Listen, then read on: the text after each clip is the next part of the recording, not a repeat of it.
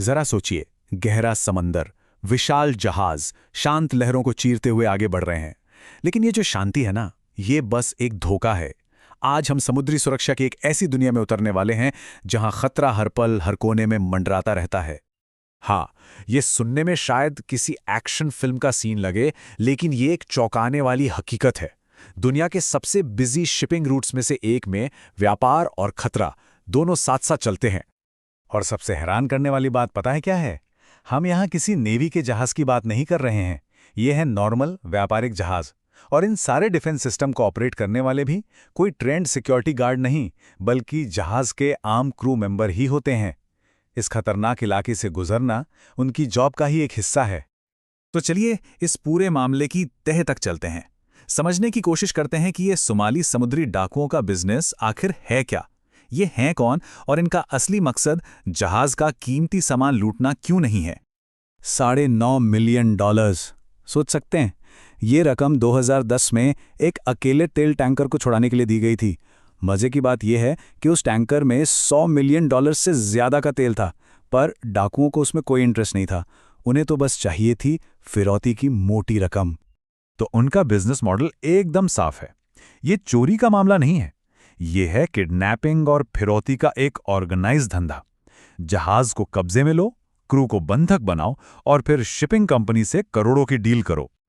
और इनका काम करने का तरीका भी बड़ा सीधा और असरदार है।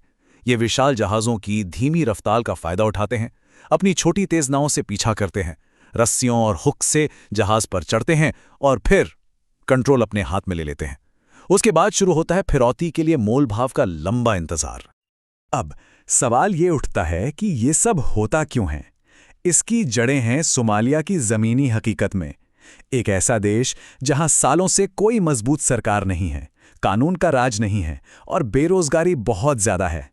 ऐसे में जो भी डाकू कामयाब हो जाता है, उसे वहां के लोग एक हीरो की तरह देखने लगते हैं, जो और नौजवानों को इस रास्ते पर खींच लाता है। लेकिन जब खतरा इतना बढ़ गया तो जाहिर है दुनिया ने भी इसका जवाब दिया। एक ग्लोबल एफर्ट शुरू हुआ दुनिया के सबसे जरूरी समुद्री रास्तों में से एक को सुरक्षित करने के लिए। तो देखते हैं कि इस खतरे से निपटने के लिए क्या-क्या कदम उठाए गए। पहले ये समझना जरूरी है कि ये इलाका इतना अहम क्यों है। पूरी दुनिया का लगभग 30% कंटेनर ट्रैफिक इसी एक संकरे रास्ते से होकर गुजरता है। मतलब यहां अगर कोई भी गड़बड़ होती है तो उसका असर पूरी ग्लोबल सप्लाई चेन पर पड़ता है। तो इससे निपटने के लिए एक मल्टी प्रोंग्ड अप्रोच अपनाया गया। कई देशों की नौसेनाओं ने मिलकर पेट्रोलिंग शुरू की। अमेरिका, ईयू और नेटो जैसे बड़े प्लेयर्स ने गठबंधन बनाए और जहाज़ों पर प्राइवेट आर्म गार्ड्स को तैनात करना एक आम बात हो गई। और इन सारी कोशिशों का नतीजा वाकई कमाल का था।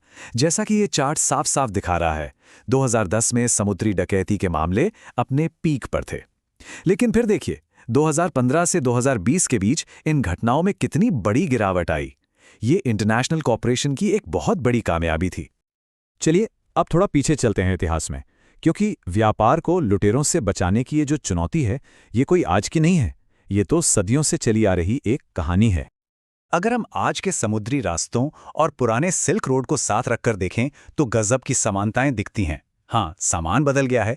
रेशम और मसालों की जगह अब तेल और इलेक्ट्रॉनिक्स ने ले ली है। खतरे का नाम भी बदल गया। जमीनी लुटेरों की जगह अब समुद्री डाकू आ गए हैं और उनको रोकने वाले भी बदल गए। राजा महाराजाओं की जगह अब इंटरनेशनल नेवीज हैं। लेकिन जो असली चुनौती है, यानी व्यापार को सुरक्षित रखना, वो आज भी वैसी की वैसी ही है। हुआ ये कि जब सिल्क रोड जैसे जमीनी रास्ते असुरक्षित हो गए, जब बड़े बड़े साम्राज्य बिखर गए, तो व्यापारियों ने एक नया और सुरक्षित रास्ता खोजना शुरू किया। और यहीं से शुरू हुई समुद्री मार्गों की खोज, जिसने दुनिया के व्यापार का नक्शा हमेशा के लिए बदल दिया। तो इतिहास से सीखकर चलिए वापस आते हैं आज और कल की अर्थव्यवस्था पर और देखते हैं कि इस पूरी कहानी में भारत की बढ़ती भूमिका का क्या कनेक्शन है।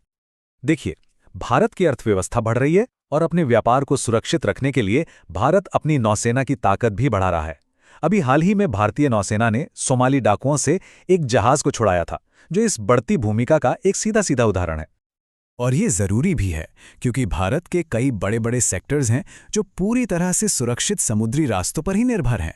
ऑटोमोबाइल हो, इलेक्ट्रॉनिक्स हो या फिर दवाइयाँ, इन सब का एक्सपोर्ट और ग्रोथ सुरक्षित समंदर पर ही टिका है। और इस पूरी सिचुएशन का एक सीधा आर्थिक फायदा भी किसी को हो रहा है। वो है जहाज बनाने वाली इंडस्ट्री। जैसे जैसे ज्यादा नेवी शिप्स और व्यापारिक जहाज़ों की जरूरत बढ़ रही है, इस सेक्टर में इन्वेस्टमेंट और इसकी वैल्यू दोनों तेजी से बढ़ रहे हैं। तो ये सारी बातें हमें एक बहुत बड़े सवाल पर लाके खड़ा कर देती हैं। जैसे जैसे ग्लोबल ट्रेड और भी कीमती होता जाएगा, इन विशाल समुद्री रास्तों को सुरक्षित रखने की जिम्मेदारी आखिर किसकी होगी? क्या ये कुछ ताकतवर देशों की जिम्मेदारी होगी, या फिर ये एक सबकी मिलीजुली ग्लोबल जिम्मेदारी बनेगी? ये एक ऐसा सवाल है जो आने वाले वक्त में दुनिया की पॉलिटिक्स और इकोनॉमी दोनों की दिशा तय करेगा।